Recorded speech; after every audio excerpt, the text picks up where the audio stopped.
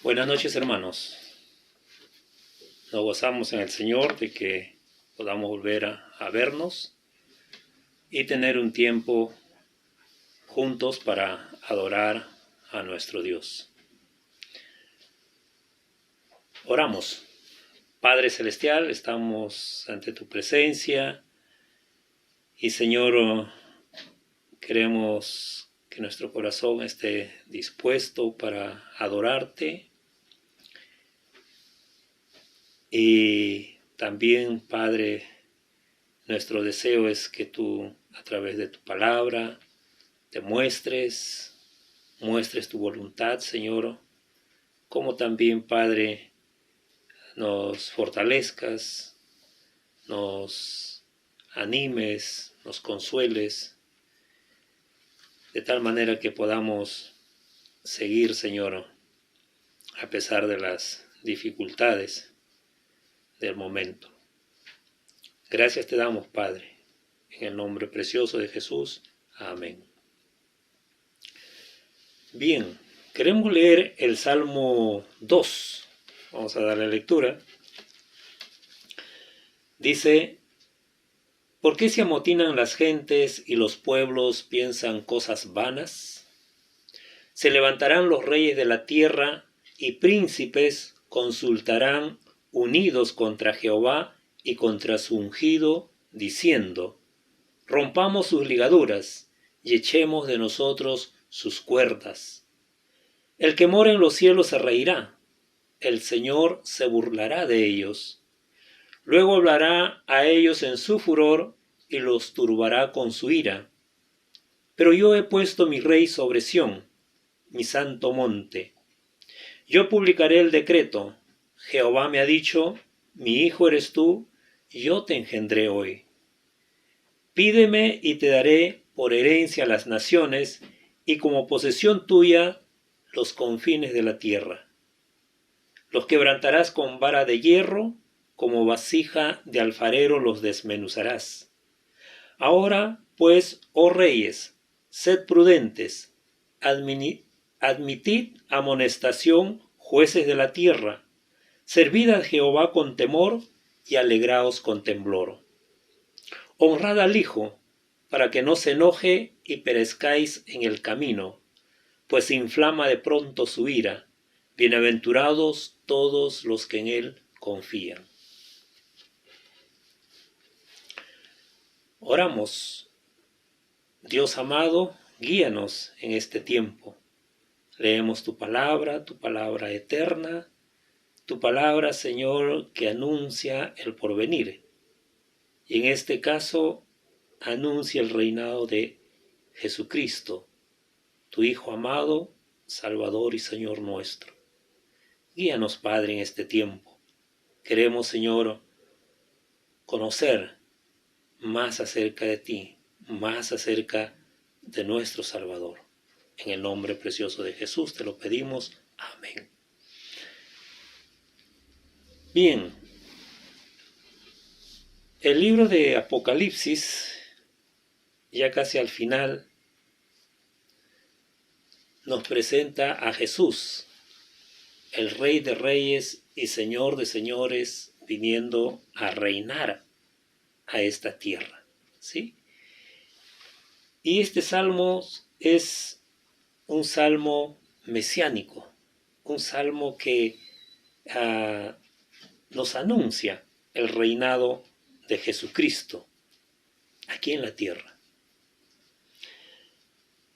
Y queremos ver a través de este salmo, primeramente, la rebelión humana. Dice el verso 1, ¿por qué se amotinan las gentes y los pueblos piensan cosas vanas? Se levantarán los reyes de la tierra y príncipes consultarán unidos contra Jehová y contra su ungido, diciendo: rompamos sus ligaduras y echemos de nosotros sus cuerdas. ¿Sí? Y aquí encontramos el odio de la naturaleza humana contra Cristo o contra el Cristo de Dios. ¿Sí? la rebelión contra Dios es propio de la humanidad. Lo encontramos desde Génesis hasta Apocalipsis. ¿Sí? Y es en Apocalipsis donde se va a producir el desenlace final, el triunfo del Mesías. Ahora, aquí encontramos, en el verso 1 dice, ¿por qué se amotinan las gentes? ¿No? Y encontramos las acciones y pensamientos contra Dios. ¿Sí? ¿Cómo es que el ser humano piensa y actúa contra Dios? Dice a través de el salmista, de una interrogante, dice, ¿por qué se amotinan las gentes y los pueblos piensan cosas vanas? Las naciones, como dice, se alborotan, se sublevan, ¿sí? Y conspiran y hacen sus planes sin sentido. Se lo dice, ¿no? Vanos. Algo que realmente asombra al salmista, la actitud de la humanidad contra el Creador. ¿Cómo es que la criatura se subleva contra el Creador? Dice, la palabra vana significa que lo que ha enfurecido a las naciones paganas y los ha llevado a sublevarse en un gran movimiento de protesta, nunca se cumplirá, ¿sí? No logrará sus objetivos.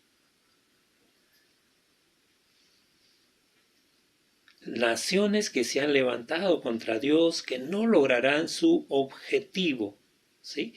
El motivo de su levantamiento no prosperará. Por eso dice, son vanas, ¿sí? Sin efecto productivo. Podemos preguntarnos, ¿cuál es ese plan? ¿Sí? ¿Cuál es el plan? ¿Cuál es la trama de la humanidad contra el Creador? Nos dicen que en España había 2 columnas, ¿no? 2 monumentos con la inscripción siguiente. Una decía a Diocleciano, Joviano, Maximiano, Herculeo, señor Augusto, por haber extendido el imperio romano en el este y en el oeste, y por haber extinguido el nombre de los cristianos que trajo la ruina de la república. Y en el otro monumento, en la otra columna, decía la inscripción, a Diocleciano, Joviano, Maximiano, Herculeo, César Augusto, por haber adoptado a Galerio en el este, por haber abolido por todas partes la superstición de Cristo, por haber extendido el culto a los dioses. ¿Sí? Este monumento, como es erigido por el paganismo, sobre la tumba de su enemigo vencido. Pero, como dice aquí, el pueblo piensa cosas vanas. En ningún lugar del mundo puede señalarse la tumba del cristianismo. ¿Por qué razón? No existe. Alguien dijo, no existe porque los vivos no tienen tumbas. El cristianismo sigue vigente, ¿sí? Naciones que quisieron sepultar a Dios y a su Cristo y a su iglesia, ¿lo lograron? No, no sucedió. ¿Podemos decir que en esos países no hay cristiano?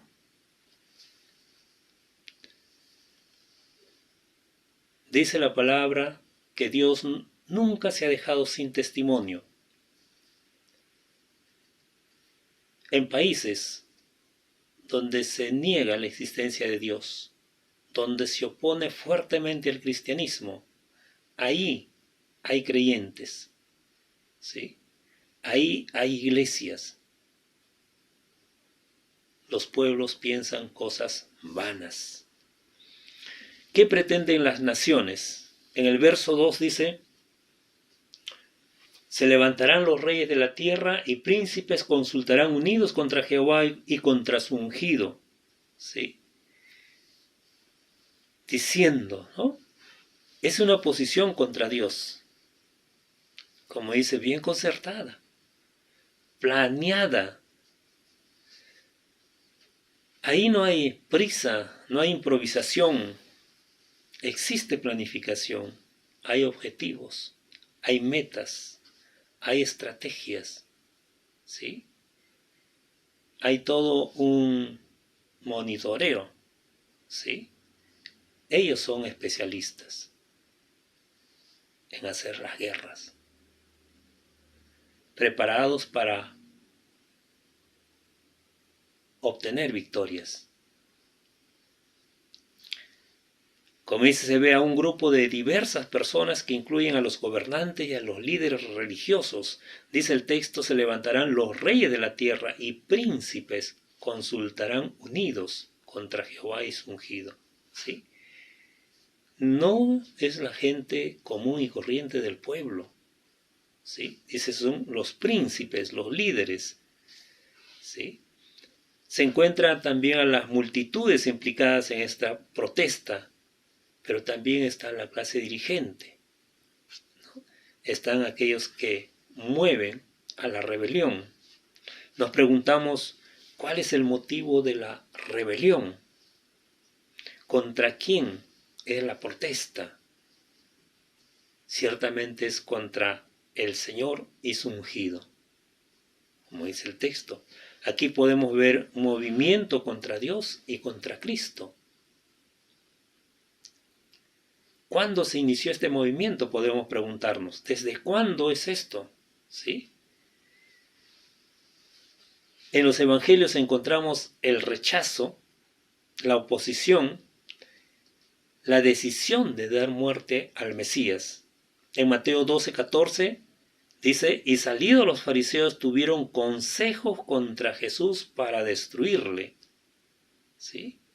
En Mateo 26:3 también dice: entonces los principales sacerdotes, los escribas y los ancianos del pueblo se reunieron en el patio del sumo sacerdote, llamado Caifás. Miren, ¿quiénes están? Dice, los principales sacerdotes, los escribas, los ancianos del pueblo, digamos la clase alta, la clase religiosa, política, estaban contra el ungido. Ellos no querían, como dice, no quedarían satisfechos sino con la muerte del Mesías. Y eso fue lo que hicieron al final, ¿sí? Por otro lado, también Pedro y Juan, habiendo sido amenazados y soltados, fueron a los hermanos y les contaron todo lo que los principales sacerdotes y ancianos les habían dicho. Y ellos alzaron unánimes la voz a Dios. En Hechos 4:27 dice: porque verdaderamente se unieron en esta ciudad contra tu santo Hijo Jesús, a quien ungiste, Herodes y Poncio Pilatos, con los gentiles y el pueblo de Israel, para hacer cuanto tu mano y tu consejo habían antes determinado que sucediera. ¿Sí? Entonces, ¿quiénes ahí están ahí? Lo menciona Herodes, Poncio Pilatos, ¿no? Dice, con los gentiles y el pueblo de Israel. Una concertación de personas contra el ungido de Jehová. Pretendieron silenciar a los discípulos, ¿sí? Cosa que no lo lograron, porque después de la oración nos dice el relato bíblico que todos fueron llenos del Espíritu Santo y hablaron sin temor la palabra de Dios. Actualmente también vemos que, como nunca en la historia de la humanidad, la enseñanza de la palabra es abundante.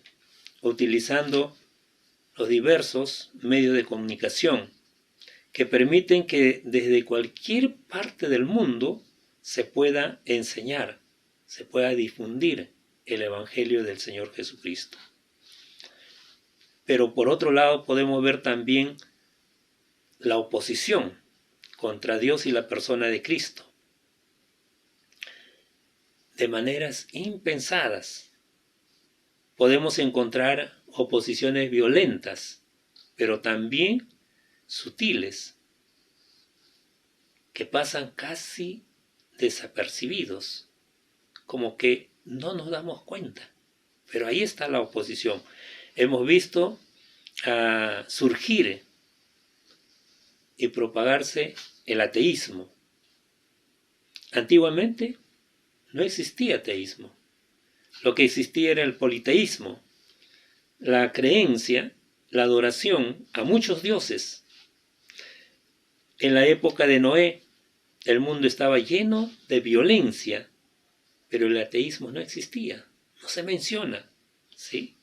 Cuando Dios da las leyes a través de Moisés, ¿no? Ahí está el decálogo, los 10 mandamientos que decimos, y no hay nada contra el ateísmo, pero sí contra el politeísmo.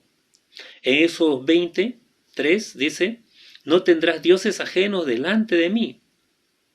El verso 4, no te harás imagen ni ninguna semejanza de lo que esté arriba en el cielo, ni abajo en la tierra, ni en las aguas debajo de la tierra.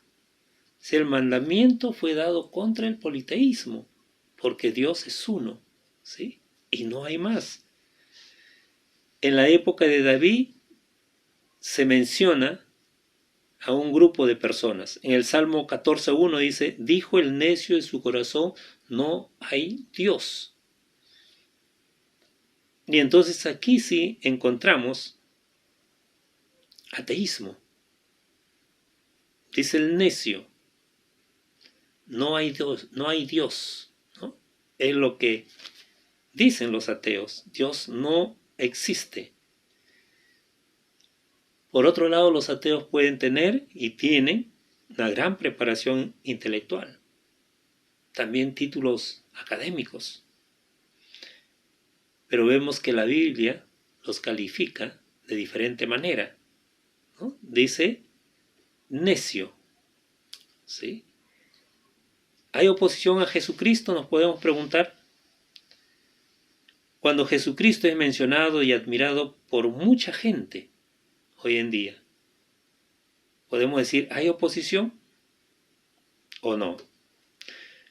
Lo que sucede es que se tiene en mente a un Jesús que nunca existió, ¿sí? Es un hombre muy diferente al que encontramos en la palabra de Dios. Por decir, muchos no aceptan el nacimiento virginal de Jesús. Y tampoco hay unos que ni lo mencionan, ¿sí? No quieren hacerse problemas. También niegan sus milagros, niegan su muerte en la cruz, niegan su resurrección corporal, ¿sí? Es a Jesús, descrito en la Biblia, hacia quien existe una creciente oposición, ¿sí? Y que esto irá en aumento hasta la consumación de los siglos, ¿sí? ¿Cómo se manifiesta esta oposición? En el verso 3 dice, rompamos sus ligaduras y echemos de nosotros sus cuerdas. Rompamos sus ligaduras. Quieren ser libres para cometer toda clase de abominaciones. Quieren ser libres para dar rienda suelta a sus deseos carnales, a acciones detestables para Dios, ¿sí? Quieren ellos ser sus propios dioses. Ellos quieren conducir sus propias vidas, aunque fallan, que se equivocan, yerran, pero no quieren la dirección divina, ¿sí? Rechazan toda norma, todo mandamiento, toda restricción. Podemos pensar en algunas ligaduras, ¿sí? Podemos hablar acerca del matrimonio. ¿Qué es lo que Dios ha establecido para el bien de la humanidad? ¿Sí? Los hombres quieren y se ponen contra el matrimonio. Un matrimonio que Dios enseña que es para toda la vida, como dice, hasta que la muerte los separe. Y ellos se niegan a aceptar esto, ¿sí? Se niegan a asumir responsabilidades que esta relación de matrimonio conlleva. Entonces quieren vivir así nomás y se juntan, se separan, se vuelven a juntar o se juntan con otras personas, ¿no? Según ellos dice, soy soltero, como cuando se juntan, son casados y nuevamente vuelven a la soltería, ¿sí? Y esto está bien difundido en nuestro planeta. Para el hombre sin Cristo, el yugo del Señor es intolerable, ¿sí? Pero para el pecador salvado es fácil y ligero, como dijo el Señor Jesucristo, ¿sí? Porque mi yugo es fácil y ligera mi carga, ¿cierto? Podemos preguntarnos si realmente amamos el yugo del Señor o procuramos deshacernos de él. ¿Cuánto de nosotros hemos querido tirar como y sacudirnos del yugo de Dios? ¿Sí? ¿Cuánta gente lo ha hecho?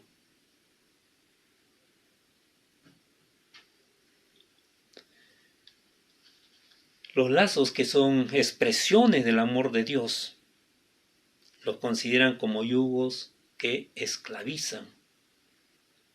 Quieren libertad, sin embargo son esclavos de sus pasiones, esclavos del pecado. En Jeremías 5:5 dice, iré a los grandes y les hablaré, porque ellos conocen el camino de Jehová, el juicio de su Dios. Pero ellos también quebraron el yugo, rompieron las coyundas. ¿Sí? Me dice a los grandes. Por eso, ¿quiénes se levantan? Dicen los príncipes. Se levantan contra Jehová. Quieren sacudirse del yugo de Jehová. No quieren estar bajo la autoridad divina. Y realmente eso es un desastre para la humanidad. ¿Sí? La reacción divina, el 4 al 6, verso 4 dice, el que mora en los cielos se reirá, el Señor se burlará de ellos. ¿Sí? Podemos imaginarnos, ¿no? Cómo un hombre como nosotros reclama a Dios, levanta su brazo, cierra su puño, protesta contra Dios. ¿Sí? Dios que ha creado el universo, todo cuanto existe, como dice el Altísimo, el Supremo, el Soberano del universo, cuando podría aplastarlo ahí como a una hormiga, ¿sí? Si una hormiga se presentase ante nosotros y con esa actitud que el hombre se presenta ante Dios, nosotros haríamos así, y ya está, y nos reiríamos de aquella hormiga. Algo así nos dice aquí. Dice, el que mora en los cielos se reirá, el Señor se burlará de ellos. Dice. En Daniel 5, encontramos el relato de Belsasar, el rey Belsasar, hijo de Nabucodonosor, rey de Babilonia. Dice, entonces el rey palideció y sus pensamientos lo turbaron y se debilitaron sus lomos y sus rodillas daban una contra la otra. Podemos imaginarnos la situación de este rey. ¿Y por qué fue? Porque en su delirio de grandeza se puso a beber una fiesta, mandó a sacar los vasos de oro que habían sido traídos del templo de Dios en Jerusalén. Estaban guardados, ¿sí? Y él dijo, sáquenlo y vamos a beber ahí. Y comenzaron a beber ahí. Y comenzaron a adorar a sus dioses. Y entonces se produjo la escritura en la pared. La escritura que condenaba a este rey. ¿Sí? Que Daniel lo descifró, vamos a decir. Ciertamente, por Dios. ¿Sí? Donde se dictó la sentencia de este rey. Y esa noche murió el rey. Y esa noche perdió su reino. Y Ciro tomó el poder. O Darío, de Media, tomó el reino. ¿Sí? Y el Señor aquí expresa esto en dos oraciones, ¿no? Dice, el que mora en los cielos se reirá, el Señor se burlará de ellos. Repite lo mismo, como algo que es firme, ¿sí? Como que el asunto está establecido, y así va a ser.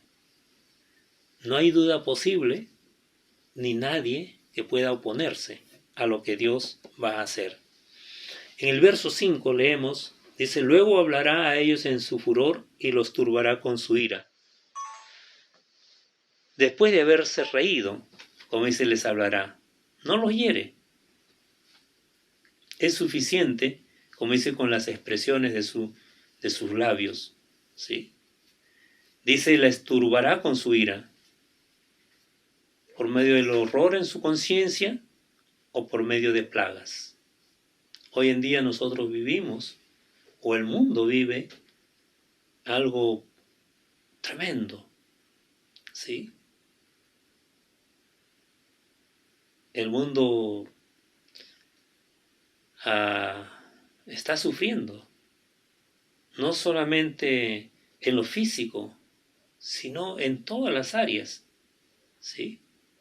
La educación, la economía, la salud, en todo. Y económicamente está siendo bien afectado las naciones a causa de esta pandemia, ¿sí? Y el mundo está horrorizado, ¿sí? De una u otra forma, Dios hará comprender bien lo que piensa acerca de estas personas, ¿sí? Como siempre lo ha hecho con los que han perseguido a su pueblo. Realmente a Dios es fácil destruir a sus enemigos. Miren, un virus, ¿sí? Un virus que está afectando terriblemente a la humanidad. Ni lo vemos. Es tan diminuto que ni lo vemos, ¿sí? En la historia de Roma, ¿sí? Se menciona 30 emperadores romanos que persiguieron a la iglesia terriblemente. 3 siglos de persecución de la iglesia, ¿sí? Y el final de estos emperadores, de estos gobernantes, dice, uno se volvió loco, a otro lo mató su hijo, otro quedó ciego, a otro le salieron los ojos de la cabeza, otro murió ahogado, otro estrangulado, otro murió en cautividad, otro cayó muerto de repente, otro sufrió una enfermedad asquerosa que su mismo médico tuvo que quitarle la vida. 2 se suicidaron, uno intentó el suicidio, pero al no poderlo culminar, pidió ayuda y así murió. 5 asesinados por sus siervos u otras personas. 5 murieron en circunstancias de extremo sufrimiento por enfermedades. 8 murieron en batalla después de ser prisioneros. El final de estos emperadores romanos que persiguieron a la iglesia terriblemente con el afán de desaparecer a los cristianos, ¿sí? En el verso 6 dice, pero yo he puesto mi rey sobre Sión, mi santo monte. A pesar del complot de los reyes y príncipes contra el plan perfecto de Dios. ¿Sí? Dios ha hecho que sus enemigos intentaran impedir, en tanto que ellos hacían los planes contra el Mesías, Dios ya lo había decidido. ¿Sí? Como dice la gente, los príncipes, los gobernantes del tiempo de Jesús, ellos estaban afanados, hicieron sus planes, se unieron enemigos acérrimos, se unieron contra el Cristo para destruirlo.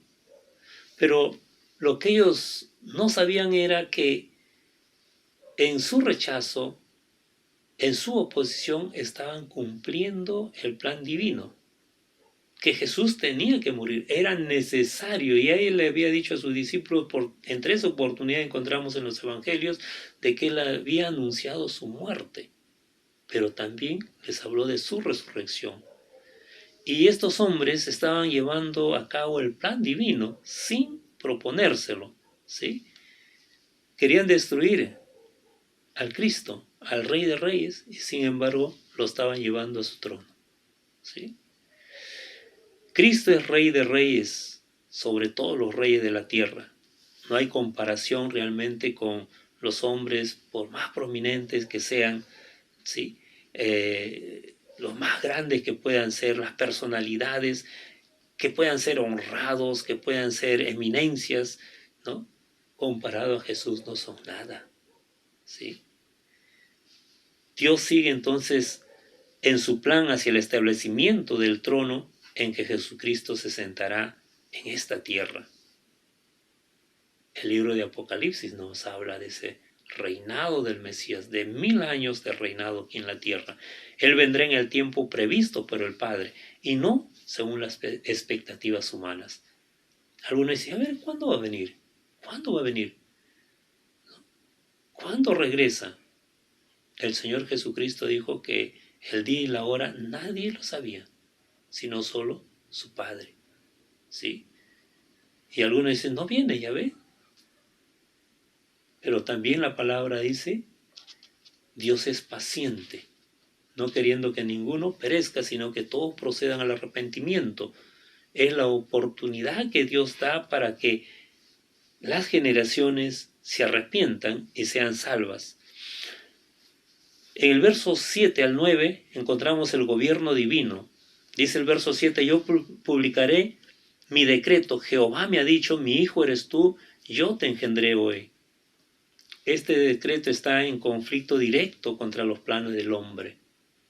No lo quieren a Jesús, no lo quieren al Cristo, no lo quieren al Rey de Reyes, se oponen a Él, ¿sí? Pero, como dice, por su intento de ellos es el establecimiento del mismo dominio contra el cual las naciones están haciendo los planes, ¿sí?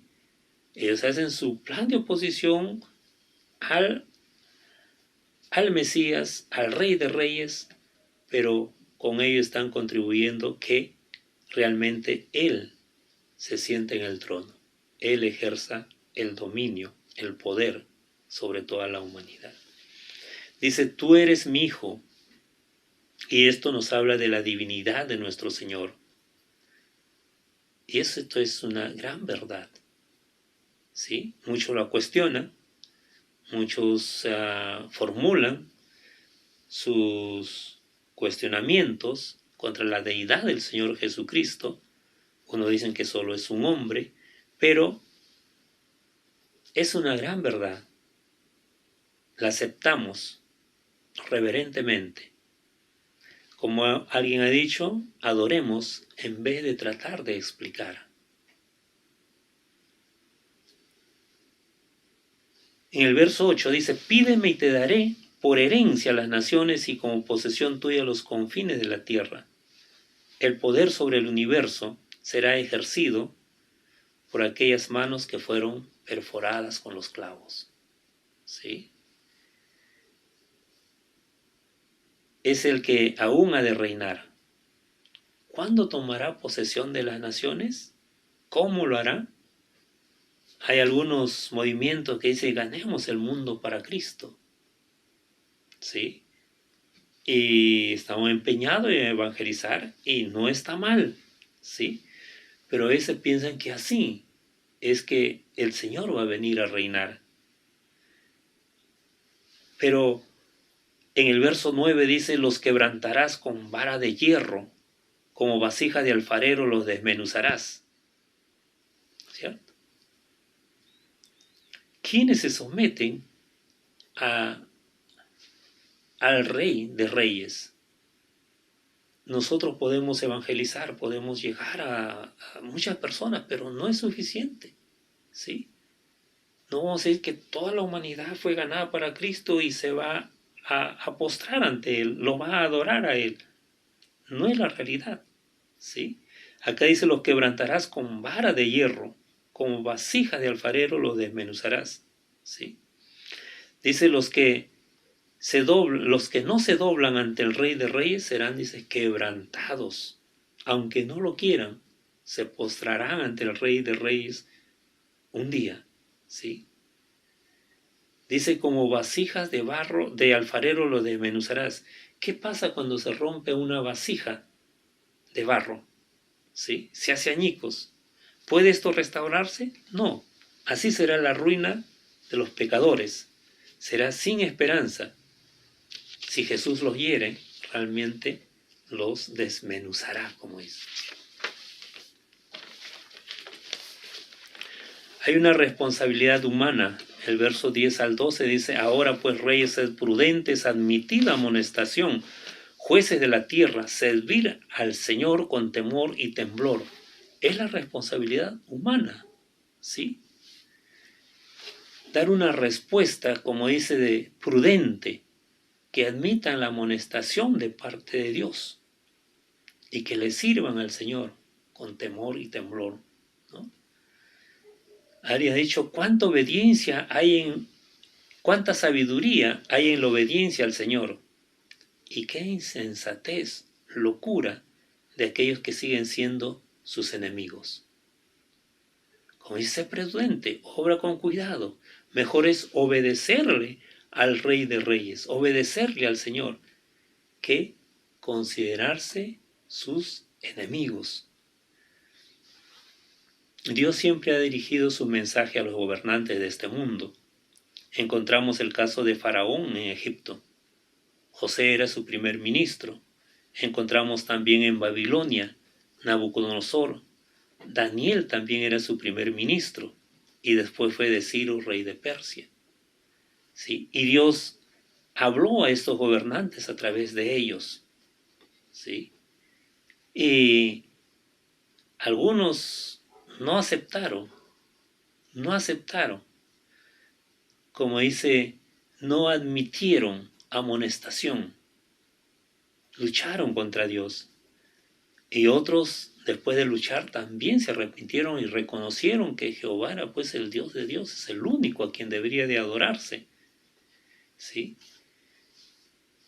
Y otros también estuvieron dispuestos a dejar que los judíos regresen a su tierra, reconstruyan sus muros de la ciudad, reconstruyan su templo y adoren a Jehová. Dice el verso 12, honrad al Hijo para que no se enoje y perezcáis en el camino, pues se inflama de pronto su ira. Bienaventurados los que en él confían. Dice, honrad al Hijo. Alguien mencionó esto de honrar al Hijo, como dice, es decir, cree en el Señor Jesucristo y serás salvo. ¿Sí? Como dice, acéptalo. Él es el que puede gobernar tu vida, Él es el que puede señorear tu vida, ¿sí?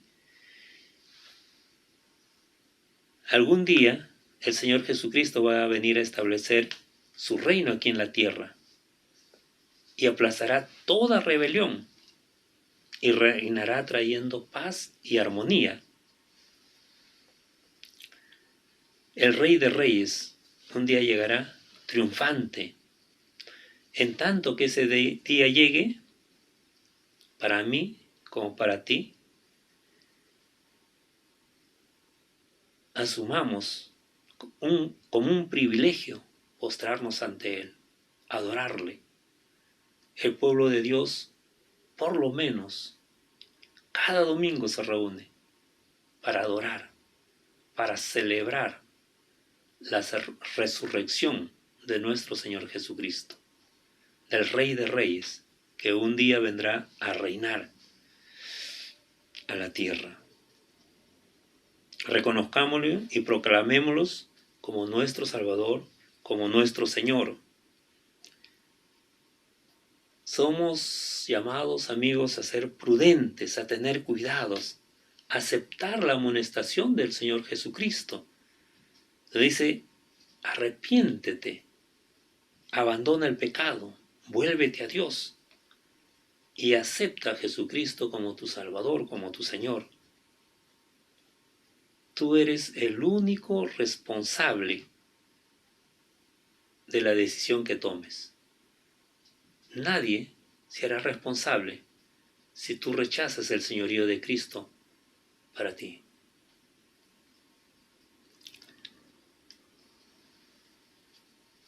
Responsable de la decisión que tomes. No perezcas. El Señor Jesucristo quiere darte vida eterna. ¿Sí? Es realmente terrible perecer en medio del pecado, en los caminos de la rebelión, que fácilmente puede destruirnos la ira divina. ¿Sí?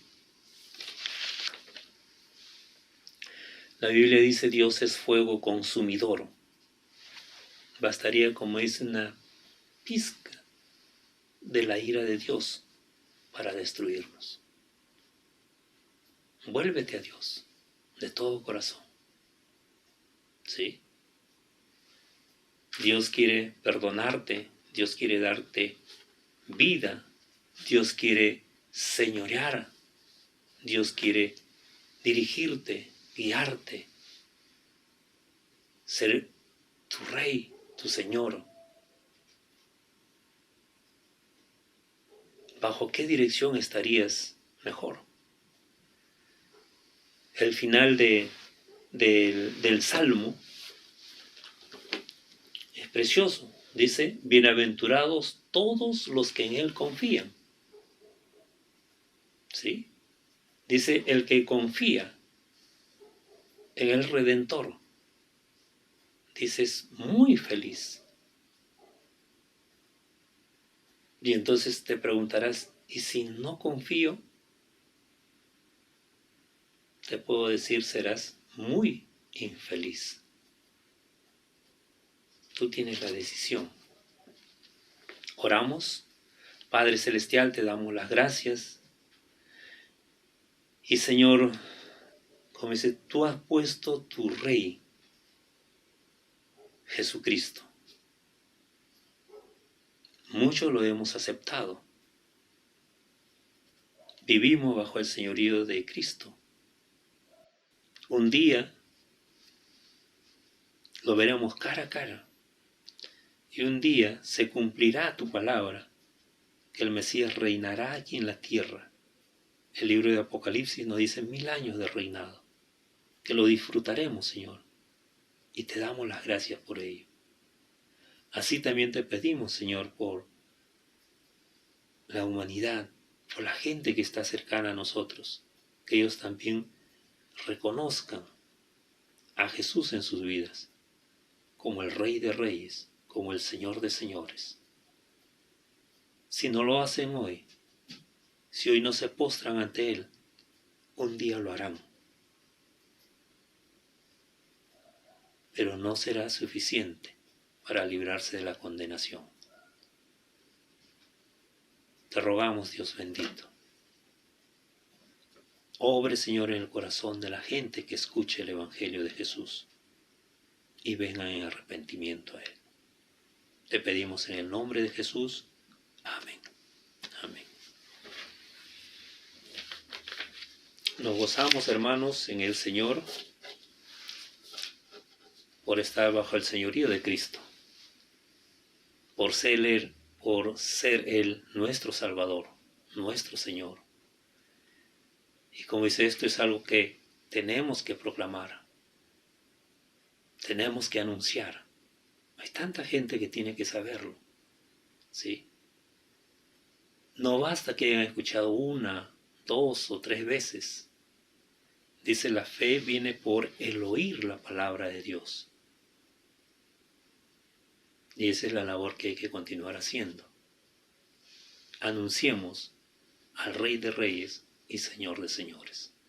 Bien, hermanos, el Señor los bendiga. Nos estaremos viendo la próxima semana.